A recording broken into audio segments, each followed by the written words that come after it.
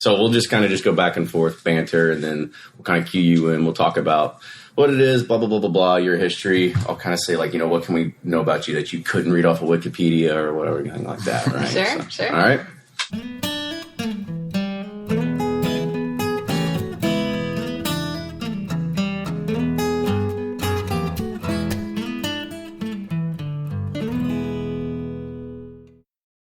Always find what you love at Total Wine & More. With so many great bottles to choose from at the lowest price, it's easy to find your favorite Cabernet or a new single-barrel bourbon to try with some help from one of their friendly guides. And with every bottle comes the confidence of knowing you just found something amazing. With the lowest prices for over 30 years, find what you love and love what you find only at Total Wine & More. Curbside pickup and delivery available in most areas. Visit TotalWine.com to learn more. Spirits not sold in Virginia and North Carolina. Drink responsibly and be 21. Play Whiskey Wednesday, Round 11, the memory game. Until June 26, each week you can win one of our 12 incredible grand prizes. Select $2 at checkout. And if they match on drawing night, you'll win that bottle. Not a match? No worries. You still score a Weller 12-year. Every $5 ticket gives you 5 chances to win, including 4 weekly bonus prizes. Get your tickets now at give270.org. Charitable Gaming License ORG 0002703. From their bar to yours, Chad and Sarah of the popular YouTube channel It's Bourbon Night bring you their favorite at-home old-fashioned mix with the new Elemental Elixirs Golden Hour Syrup. It's a custom-made syrup with notes of bold black tea, warm spices, and orange zest. All you need is your favorite whiskey and ice. No bitters needed. One bottle makes 16 drinks, so that's only $1 a cocktail before you add your own whiskey. They can also be enjoyed in other cocktails or spirits, mocktails, coffee, tea, and anything you can think of. It's crafted locally in Lexington, Kentucky, and you can get your bottle now at whiskeyambitions.com. Ed Bly and Rising Tide Spirits are back again with a new release of Old Stubborn Bourbon. And this release of Old Stubborn is a premium hand marriage of 10, 11, and 12-year cask strength, barely filtered pot still bourbon. It comes in at a staggering 123.8 proof. And the flavoring grain for this one, which the last one was wheated, but this time it's now rye. Rich, sweet, and bold with a long finish that's sure to be another eye-opener.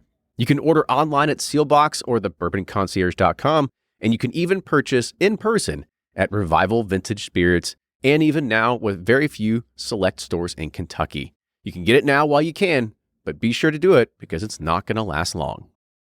Do you ever pour yourself a bourbon, swirl it around, and then start struggling to come up with tasting notes?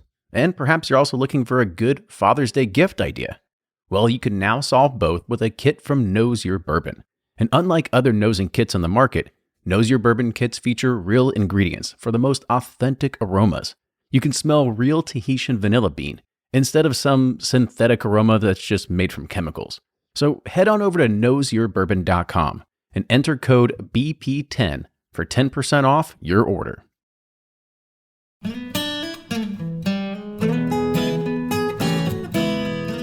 Bringing to you the best stories from icons in the bourbon industry, it's Bourbon Pursuit.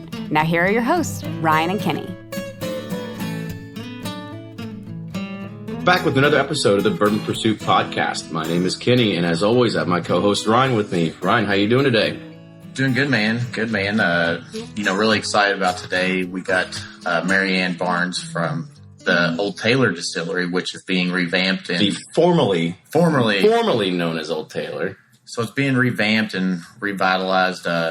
Really excited. I really don't know much about it. I just know there was a castle and I know it's seen some pictures. So I'm really excited to find out a little bit about the history and what they got planned for us. It's going to be one of those days where we didn't do like tons and tons of research up front because there's not a whole lot that you can really find. I mean, except for in the history books or whatever, but it's going to be a good day to actually hear it from the horse's mouth, right? That's right.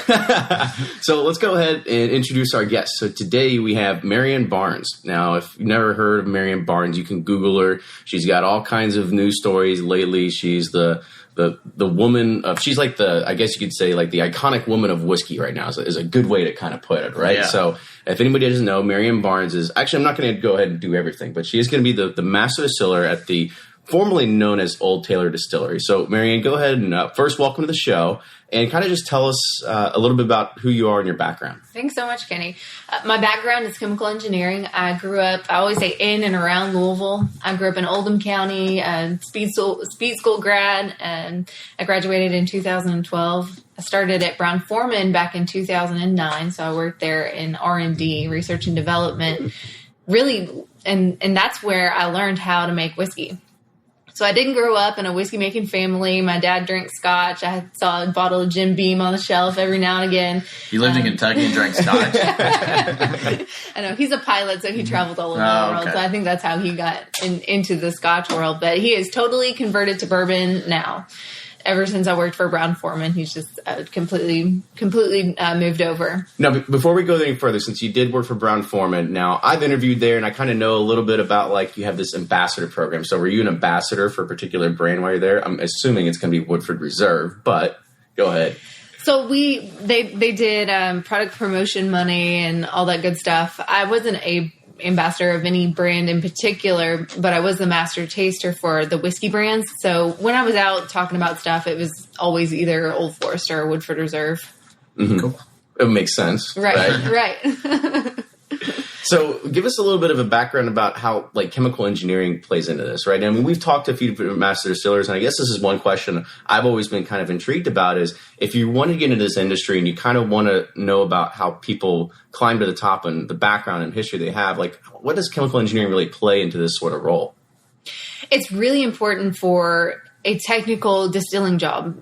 You use all of the major unit operations that you learn in chemical engineering school. So distillation, fermentation reactors, heat exchange, all those things that you learn the intimate details of how to calculate and size in engineering school. It's, hands-on every day in the distillery. So it was really exciting to get a co-op at Brown-Forman and start to use what I had learned in school. Mm-hmm. We have Brown-Forman has a micro distillery, like a small pilot plant in the R&D facility. So I was out there all the time. If I wasn't working out there, I was just tinkering, learning the equipment, playing around. They allowed us to be really creative, actually, to design some of our own experiments. So from the time I started as an intern, they were letting me develop my own whiskey recipes, which was pretty exciting. Now, did you have to leave them with you? Is that considered IP? Yeah, those barrels are still there. So I guess talk to us about what's the future happening with you, right? What's going to be happening here and why we have you on the show? Well, it's just super exciting. So I made the choice to leave Brown-Forman, and it was not an easy decision at all. I had an amazing opportunity there, an amazing career trajectory. I was training with Master Distiller Chris Morris to become essentially the next Woodford Reserve Master Distiller. I had achieved Master Taster there. So it wasn't lightly that I chose to make this move. I saw the opportunity. When you walk on the site at Old Taylor, it's a limestone castle, for one thing, and you walk around and you feel the history there. It's kind of like walking back in time. It's hard not to fall in love. And then after I met my partners, Will, Arvin, and Wes Murray, that you just feed off of their passion and excitement for the project. And I was really impressed with them and their plans, and it just felt right to get plugged in and help revive this site, bring it back to life, and really get to put my stamp on it and develop brand new recipes as opposed to continuing an 80-year tradition. I'm going to start my own. Yeah, I mean, that's also one of the things that probably a lot of listeners should know is that even though it's going to be formerly known as Old Taylor Distillery, I guess, is there going to be a new name or is it going to still be Old Taylor? What's the kind of thought process behind there? We would love to keep the name, but unfortunately we can't. That trademark is owned by another company. And does it rhyme with Schmuffalo Trace? Is that yeah, actually, this is better. Yeah. Krasarack, yeah. Yeah, so we will not be able to use the Old Taylor name. We will be renaming it, and it's been one of the hardest things for us. It's been a real challenge to figure out what we're going to name a place that's been the Old Taylor Distillery since 1887. Mm-hmm. So it's going to be a new name. The whiskey and the distillery are going to share a name to honor the place and the history there. And then our gin. So I don't know if y'all were in the know there. We're going to be making gin. Got to make money somehow. Yeah. Yeah. It takes a few years to just put a bourbon out, right? So you got to be able to make something up front to get some more dollars rolling in. So that's right. So we'll be making gin. So aside from just tourism and events, we're going to make money by having a Kentucky botanical, a state-grown botanical recipe gin. All the botanicals will be grown on site. It'll be a whiskey base recipe. And that will have a different name than the distillery and the brown spirits. Old Barns. Old Barns. That sounds good to me.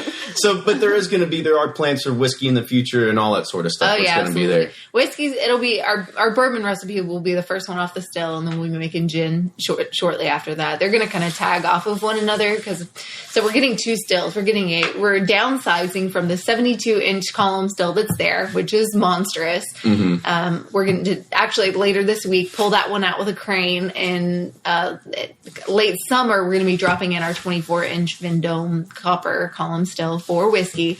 And then we're also going to have a stainless steel gin still that we could make pure GNS with if we wanted to. And then we're having a copper doubler / pot still that will feed both systems. So we're going to run whiskey, and then at the end of a whiskey run, we're going to save some of that, move it into the gin still, and then distill gin from that whiskey recipe, whether it's rye or malt or a bourbon recipe. So it sounds like there's a whole hell of a lot that's going on there. There's a lot. I guess maybe a lot of listeners don't understand is that Old Taylor was almost in ruins, right? Mm-hmm. I mean, it was. I think if I did my Googling correctly, I mean, it was at the point where people were taking the limestone and taking places from it and shipping it off, and they were building houses out in California or Texas or wherever with the stones and everything that was there because it was basically just rubble. So what is kind of the plans, or I guess how much money, you don't have to say how much money, but I guess what's being invested into, revitalizing it or restoring it or everything like that?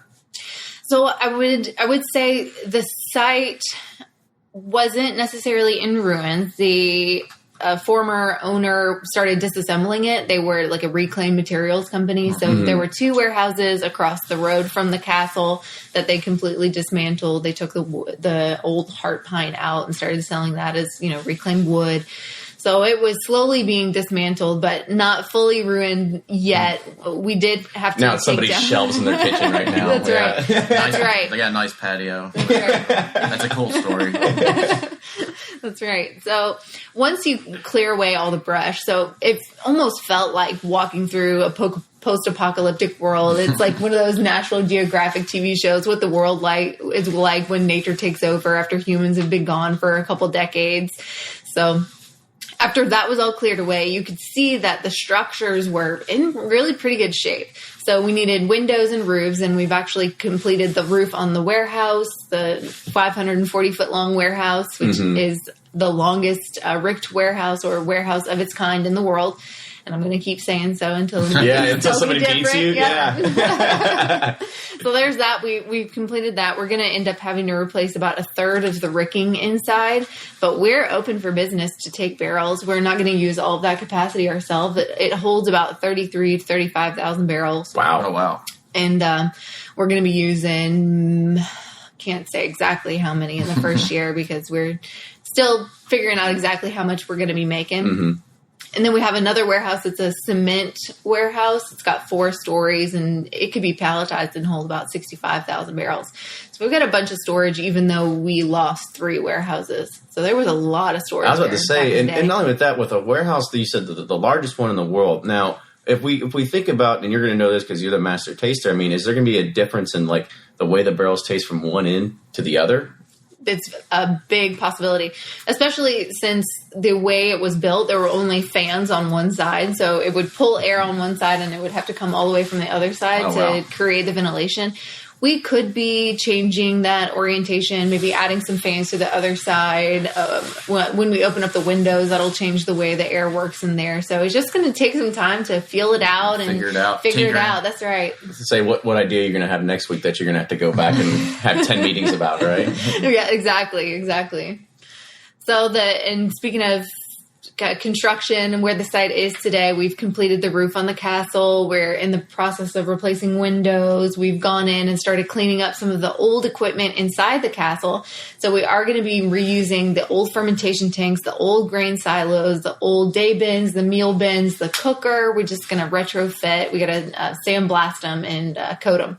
That's cool. So I guess give some of our listeners like where this is in relation to Kentucky too, because everybody kind of knows like, oh, it's in Lexington, you got Bardstown, you got Loretto. So where in relation to everything else is Old Taylor?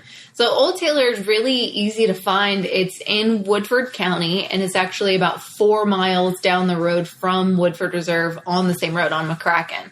So whether you go down Grassy Springs or if you come down Duncan, you'll turn right onto McCracken Lane, and you'll either pass Woodford or you'll be going the opposite way. I mean, you can't miss it. Yeah, I mean, you're in a perfect spot for... That's one of the best drives in Kentucky, right through there. I always tell people when they come and visit, they're like, which distillery do we go to? Be like, I always say, Woodford Reserve is great, right? I mean, you're not going to go and be amazed by tens of different kinds of bourbons they do or anything like that. But when you drive up, it's quintessential Kentucky. Yeah, it is rolling fields, it's horse farms and everything like that. And you guys are going to be able to feed off that very, very nicely. So it's definitely a good spot to have.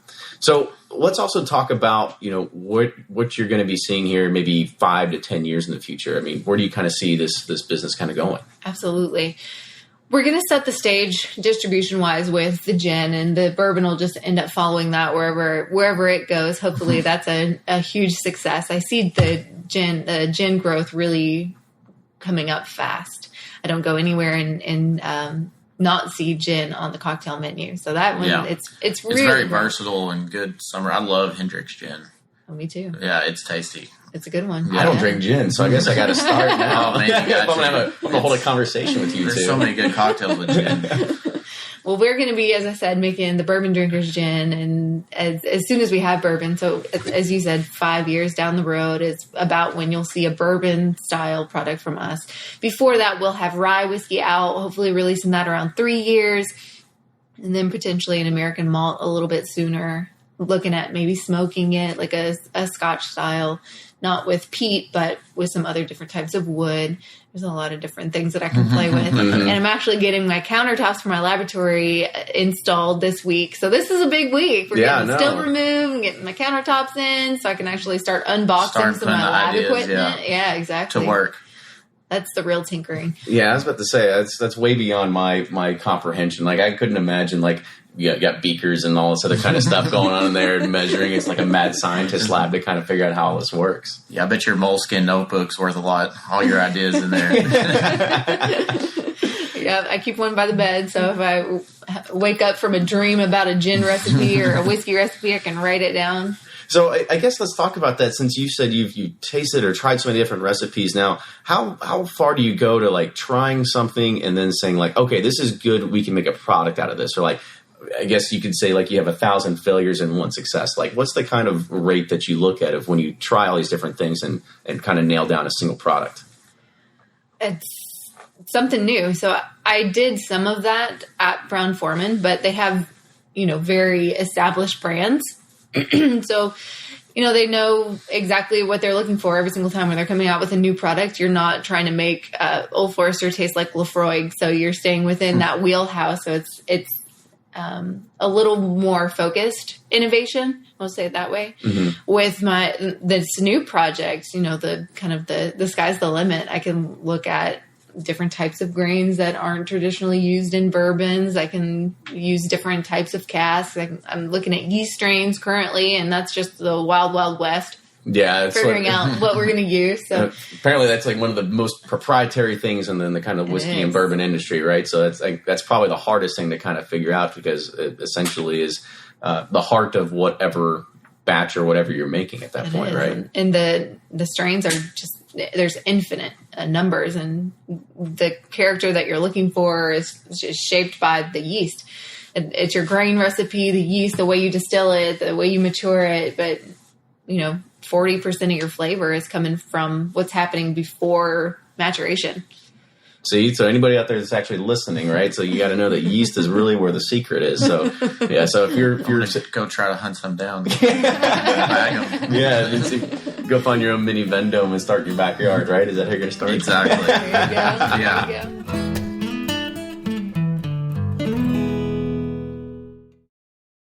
If you're anything like me, then you can't get enough about bourbon. And that's why I'm a subscriber to Bourbon Plus magazine.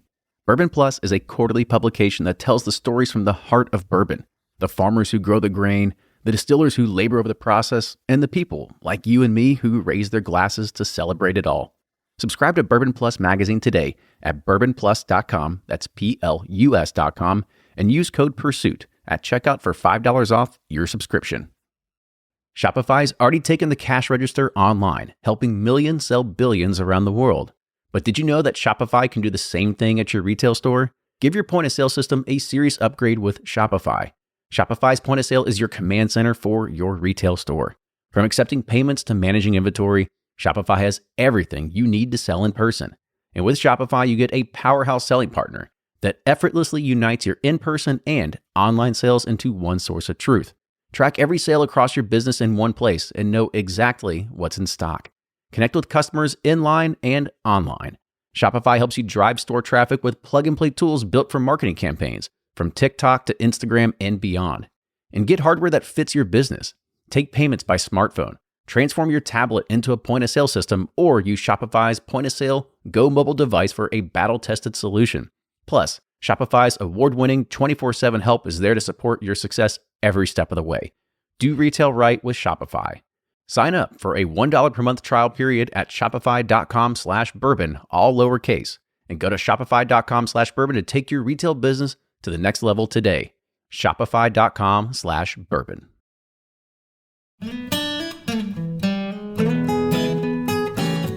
So let's talk a little bit about maybe what can you do differently at formerly known as Old Taylor versus when you're Brown-Forman. I'm guessing it's more experimentation, more putting your kind of spin on everything, right? So kind of talk about what makes you excited to be able to begin this journey.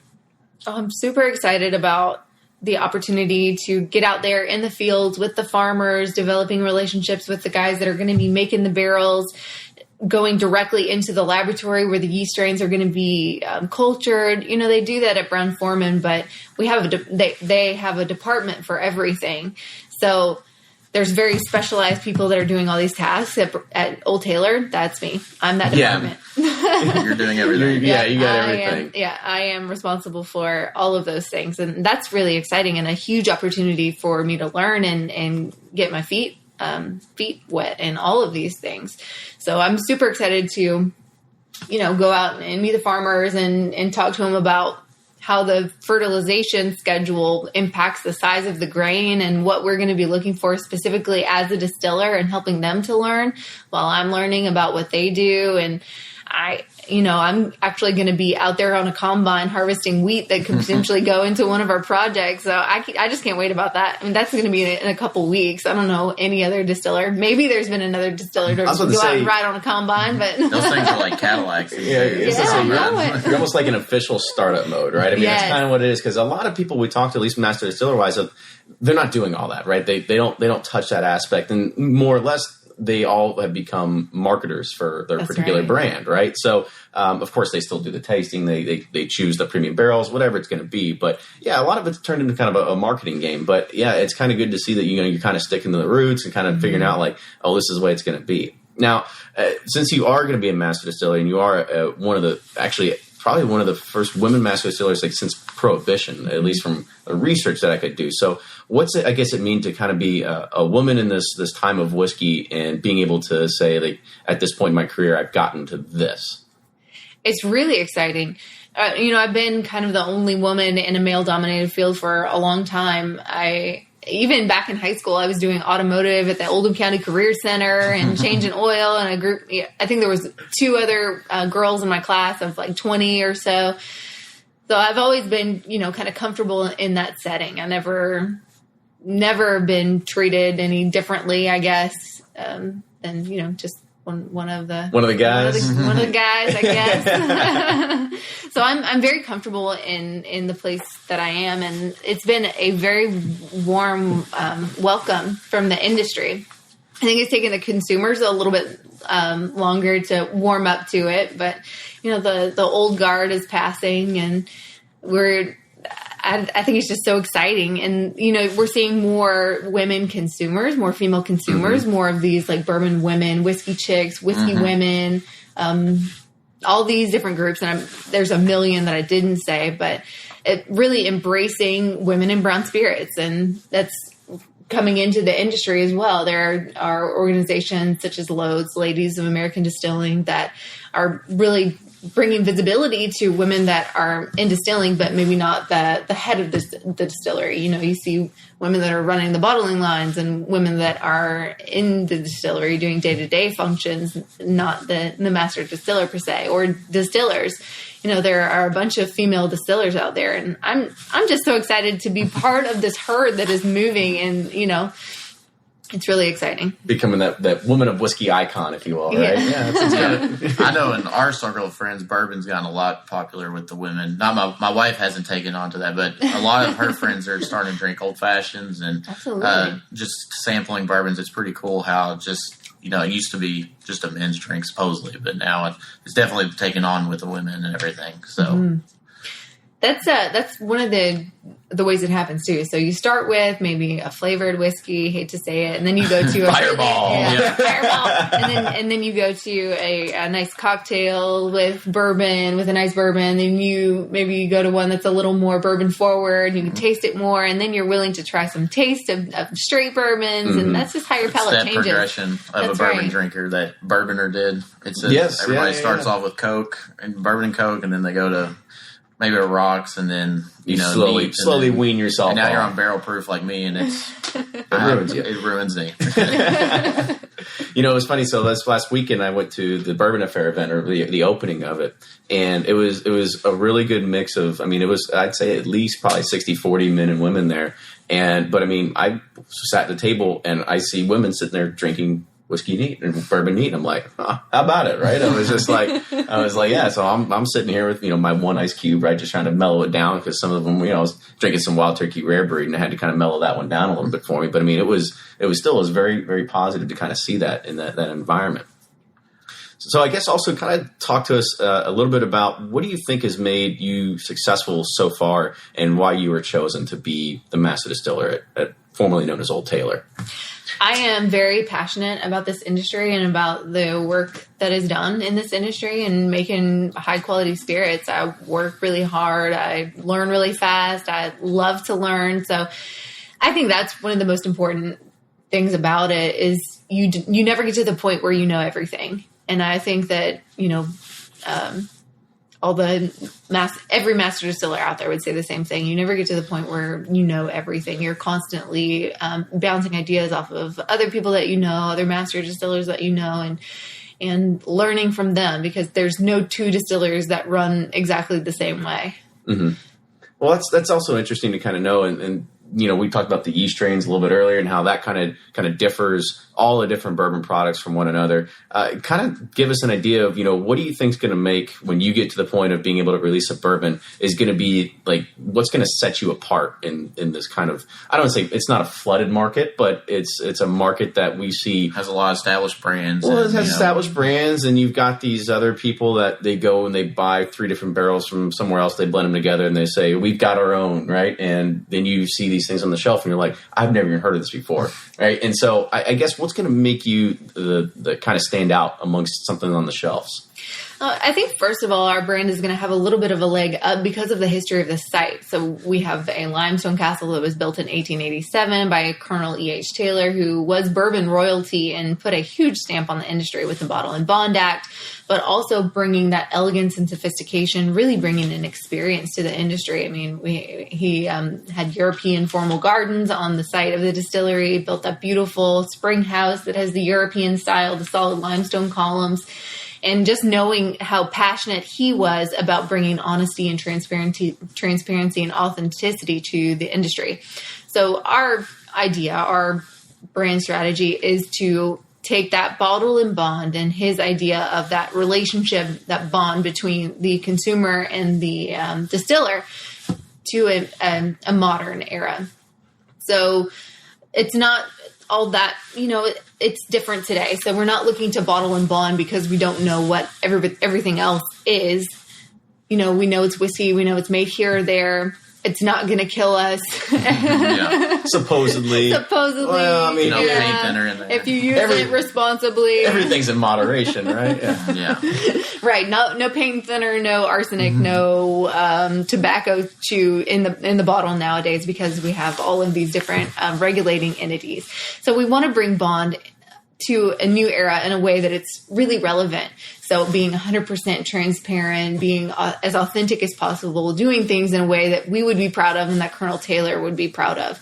So knowing exactly where your grain came from, knowing the farmer, when it was harvested, why the yeast strain was chosen. Obviously, we're not going to provide all the genetics because that would just be silly. Yeah, there goes. Anybody could make it at that point. Yeah, that's right. But we're going to tell you the character, and we're going to tell you, where it was in the warehouse and why, and as transparent as much information as we can provide. Age statements. Gotcha. Exactly. You're going to know when it went into the warehouse and when it came out, and why we blended it the way it was.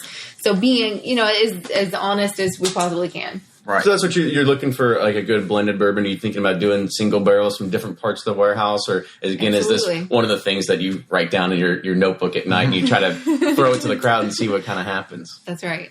There is a little bit of a balance there. I have all these ideas for new products, but how many do you really push out there at the same time? So you got to grow a brand so that you have brand awareness, and then figuring out, when is the right time to release these different things. Because I could put out 20 bourbons right now, but, as you said before, there are a million different products on the shelf that you just have no idea what they are or where they came from or why they're special. So we got to make that relationship and tell you why we're special before we expect your purchase. You're already on the first step of brand awareness by coming on here, because you're going to get at least 10 million followers now on Facebook and all that sort of stuff. We wish. One of these days. Yeah. One of these days we will. Yeah, we're going to grow with you. Perfect. Well, good. So we're getting to the top of the show here, running to that 30-minute mark. Is there anything you kind of want to leave our listeners with, like what they can expect here in the next, I guess when do you think you're going to be up and running to actually start making gin and getting that out the door? Thank you for asking that. So I'm going to be making product distilling by the end of the year. It'll be December or January at the very latest. So we could potentially be in distribution for gin early next year. However, the site won't be open for tours and visits until spring next year, so spring 2016. And that's super exciting.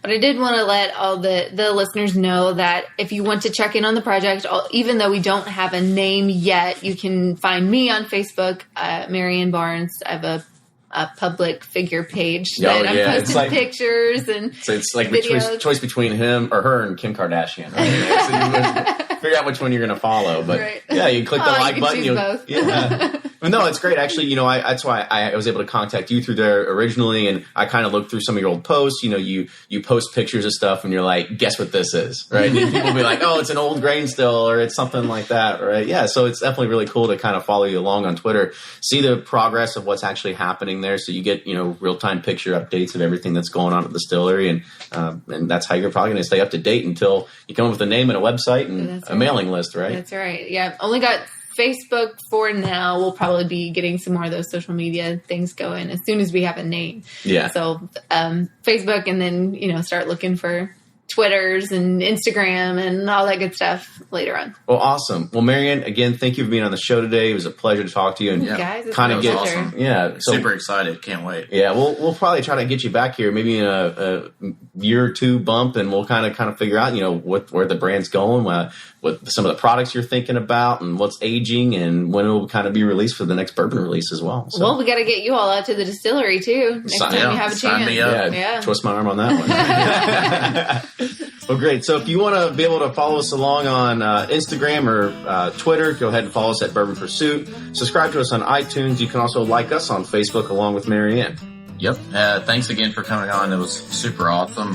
If you guys ever have any suggestions or feedback, just let us know, and we'll see you next time.